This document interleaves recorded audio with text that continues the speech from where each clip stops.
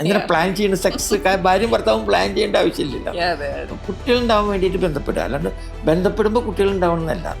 Natural process എന്ന് മാറി. Totally മാറി. Actually that is a very big damage done to the young couple now. ഇപ്പോഴത്തെ ഒരു ജനറേഷന്റെ problem എന്താണെന്ന് വെച്ചാൽ, കല്യാണം കഴിച്ചു കഴിഞ്ഞാൽ അവർക്ക് കുട്ടികൾ വേണ്ട. അപ്പോൾ അവർ പറയുന്ന കഥകൾ എങ്ങനെയാണെന്ന് വെച്ചാൽ, ഈ ആദ്യത്തെ 3-4 വർഷം റെഗുലറായിട്ട് they enjoy sex, they have a good sexual life എന്നാണ് അവർ പറയുന്നത്. പക്ഷെ that time they avoided pregnancy. Now they are very much comfortable in their life, other life style. Now we are trying for pregnancy എന്ന് പറയും. അപ്പോൾ ഞാൻ ചോദിക്കും, what do you mean by try? അപ്പോൾ അവർ ഉദ്ദേശിക്കുന്നത് എന്താണെന്ന് വെച്ചാൽ, 14 ദിവസം കലണ്ടറിൽ കാലത്തൊട്ട് വർക്ക് ചെയ്തിട്ട് 14ാമത്തെ ദിവസം കാലത്ത് തന്നെ ഒന്ന് വൈകുന്നേരം ബന്ധപ്പെടുന്നുള്ളത് പ്രിപ്പയർ ചെയ്യണം, പ്ലാൻ ചെയ്യുന്നു. എന്തിനാ പ്ലാൻ ചെയ്യുന്ന സെക്സ് ഭാര്യയും ഭർത്താവും പ്ലാൻ ചെയ്യേണ്ട ആവശ്യമില്ലല്ലോ.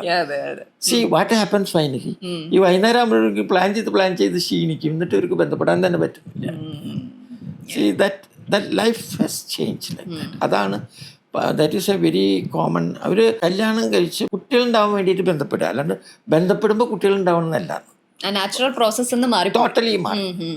Actually that is a very big damage done to the young couple now. Okay.